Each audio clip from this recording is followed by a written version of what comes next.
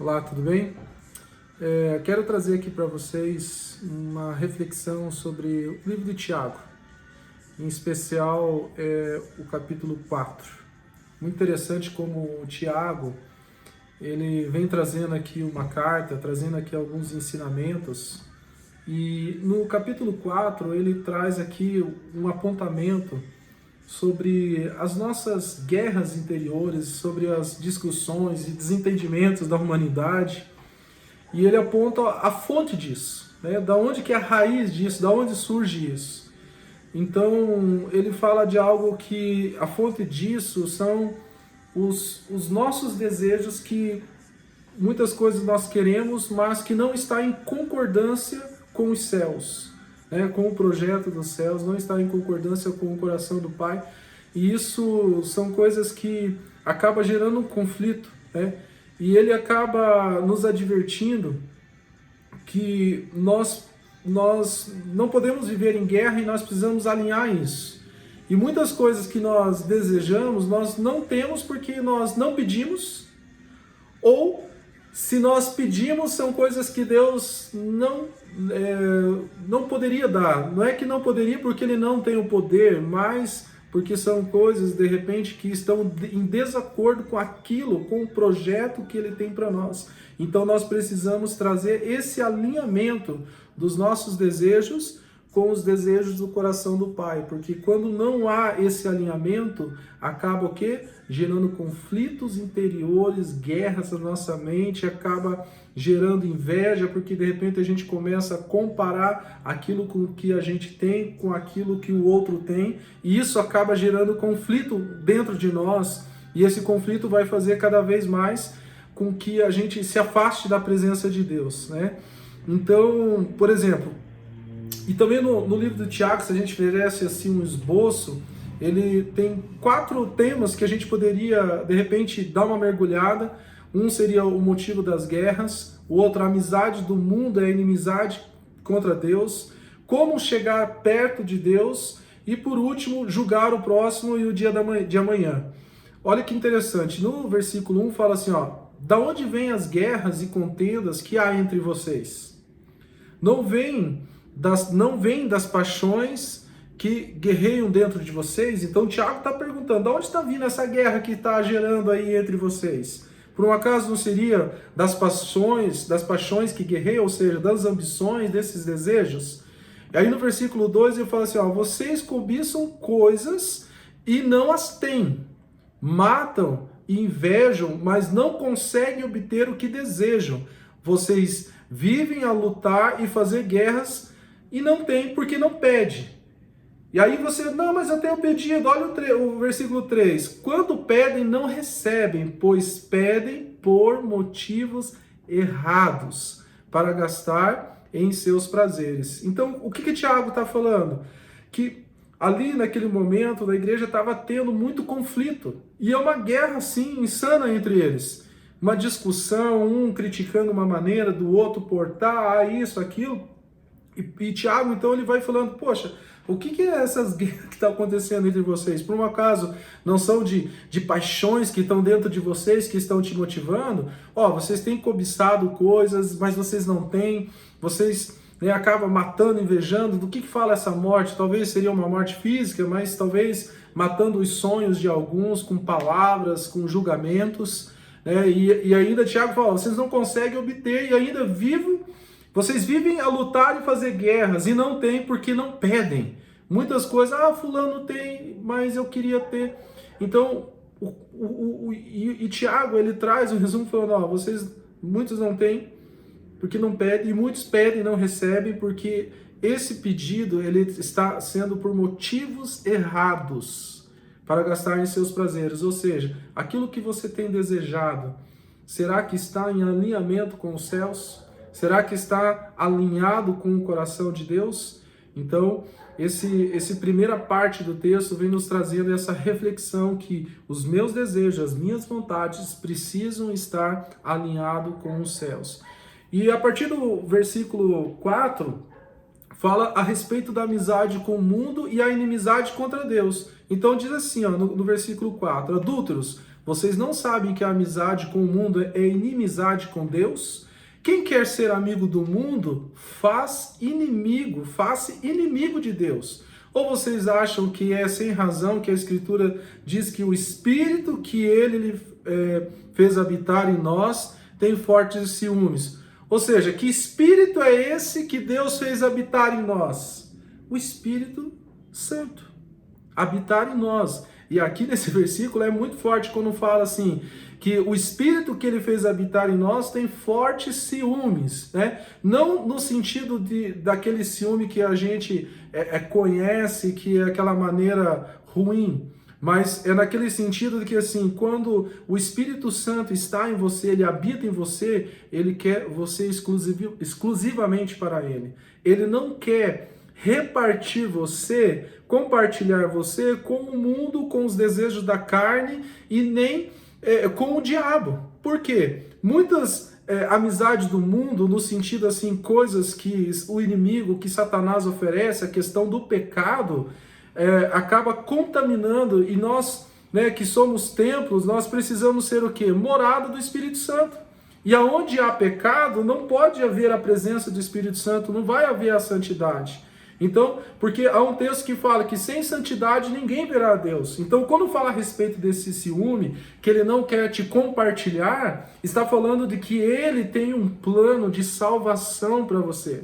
E esse plano de salvação não condiz com os costumes que o mundo pode oferecer, um costume de pecado, de iniquidade, de promiscuidade, ou seja, o que for, aquilo que te leva para o pecado. Então, por que Tiago fala aqui?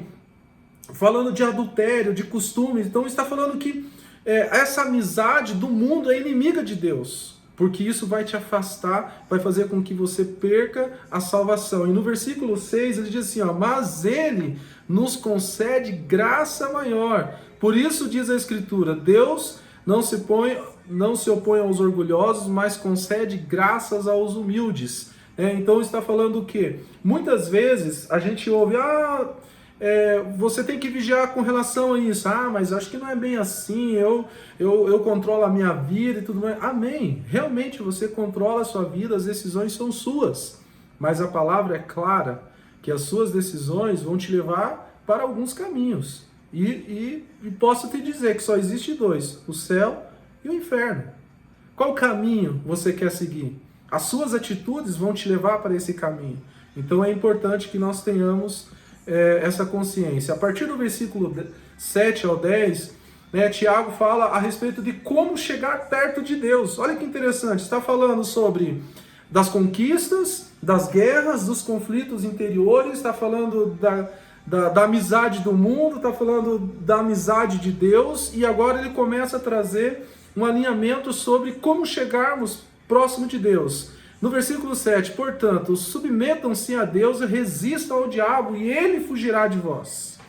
Aproxime-se a Deus, e ele se aproximará de vocês. Pecadores, limpem as mãos, e vocês que têm mente dividida, purifiquem o coração. Ou seja, aqui ele está trazendo, olha, se você está dividido entre a amizade do mundo, aquilo que o mundo está oferecendo, que vai te conduzir ao pecado, e você viver uma vida cumprindo a palavra, eu tenho muitas vezes ouvido, mas isso é religiosidade. Olha, nós temos aqui um princípio aqui em casa, eu e minha esposa, que o que para muitos é religiosidade, para mim é princípio. E quando eu entendo que viver uma vida em santidade, não se contaminar com as coisas do mundo é princípio, para mim isso é inegociável. Princípios são inegociáveis. Nós precisamos ter esse entendimento. E aí no versículo 9, ele fala sobre entristeçam, lamentem-se e chorem, troquem um riso por lamento e alegria por tristeza. Humilhe-se diante do Senhor e Ele os exaltará. A Bíblia diz que o Senhor não resiste a um coração contrito e quebrantado. Ou seja, quando a gente para pensar em Davi, que era alguém segundo o coração de Deus, não é porque Davi era um homem que não tinha pecado, mas é porque quando ele pecava, quando ele se deparava diante de uma falha dele, a sua atitude era se prostrar diante de Deus e se arrepender. Então, a gente ouve aquele salmo onde ele diz, né? Senhor, renova em mim um espírito reto, não me lances fora da sua presença, ó Deus. Então, você vê ali um texto de arrependimento, de quebrantamento. Então, quando Deus olha isso, a Bíblia fala que ele não resiste um coração contrito e quebrantado. E isso faz com que nós venhamos nos aproximar mais e mais dele, porque nós entendemos que nós não somos autossuficientes, nós dependemos da graça e da misericórdia do Senhor todos os dias. Então, você quer chegar perto de Deus, como Tiago aqui, ele está orientando ali a igreja, está dizendo, olha, lamentem-se, chorem pelo pecado, troque o riso do pecado, a alegria do pecado por lamento, por tristeza e por arrependimento. Porque quando nós nos humilhamos diante do Senhor, Ele nos exaltará. Amém? E para encerrarmos aqui, a partir do versículo 11 a 17, ali o texto fala sobre como que nós iremos, né, sobre o julgamento do dia de amanhã. E ali no versículo 11 em diante diz, irmãos, não falem mal uns dos outros. Quem fala contra o seu irmão ou julga o seu irmão, fala contra a lei e a julga. Quando você julga a lei, não está cumprindo, mas se colocando como juiz. Não apenas um legislador e juiz, aquele que pode salvar e destruir, mas quem é você para julgar o seu próximo? A palavra de Deus tem um texto que fala que a justiça do homem é como trapo de imundícia. Se você não sabe o que é um trapo de imundícia, eu vou te explicar agora. Trapo de imundícia, antigamente, era o que era usado no lugar dos absorventes dos dias de hoje. Olha como é comparada a justiça do homem. A Bíblia ela é muito forte com relação a isso. Por quê? Porque sempre quando nós queremos julgar uma causa, nós sempre vamos colocar à frente aquilo que nos tem e que é interesse próprio. A gente não vai querer equilibrar e tudo mais. Não, a gente sempre vai querer pensar no nosso interesse próximo. Então aqui fala, julgar o próximo e o dia da manhã. Então nós precisamos lançar fora de nós todo o espírito de julgamento. No versículo 13 diz assim, ouçam agora, vocês que dizem, hoje ou amanhã iremos para esta ou aquela cidade. Passaremos um ano ali, faremos negócios e ganharemos dinheiro. No versículo 14, vocês nem sabem o que lhes acontecerá amanhã, qual é a sua vida. Vocês são como a neblina que aparece por um pouco de tempo e depois se dissipa. Ao invés disso, deveriam dizer, se o Senhor quiser, viveremos e faremos isso ou aquilo. Agora, porém, vocês se vangloriam de suas pretensões. Toda vanglória como essa é maligna. Pense nisto, pois. Quem sabe que deve fazer o bem e não faz, comete o pecado.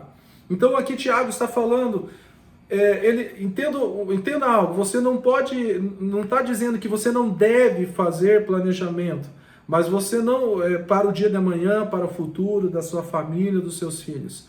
Mas você não deve abrir mão dos princípios de Deus, abrir mão do seu tempo, né, de comunhão com a igreja, de comunhão com Deus, de comunhão com a família, para se focar somente nos dias de amanhã.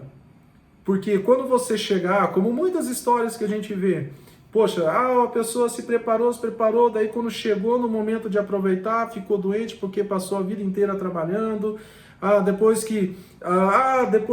já de idade, eu vou tirar um tempo com a minha família agora, mas aí os filhos já cresceram, já casaram, não tem mais o tempo. Então, a gente precisa aproveitar o tempo de hoje, dentro dos princípios de Deus, sempre com um olhar no futuro, sempre programando. Não podemos ser ignorantes com relação a isso, mas nós precisamos trazer um equilíbrio para dentro da nossa vida, para que nós não venhamos perder a comunhão com Deus. Abrir mão dessa questão de ficar julgando, se fulano é assim, se fulano é B, se ele cometeu o erro, não cometeu. Cabe a Deus a julgar. O julgamento é com Ele. E vou te dizer uma coisa, o julgamento de Deus, sabe qual que é? Um julgamento de amor, de compaixão. Ao ponto em que a Bíblia fala que nós não tínhamos nada a oferecer, e então Jesus morreu por nós quando ainda éramos pecadores. Talvez uma pergunta para você agora, será que se você olhasse para a sua vida, para as suas atitudes, para o seu coração, você é merecedor de misericórdia, de amor e perdão de Deus? Com certeza não. Eu não sou merecedor. É por isso que o sacrifício de Jesus, a nova aliança da graça, e a palavra graça, o nome graça significa favor não merecido.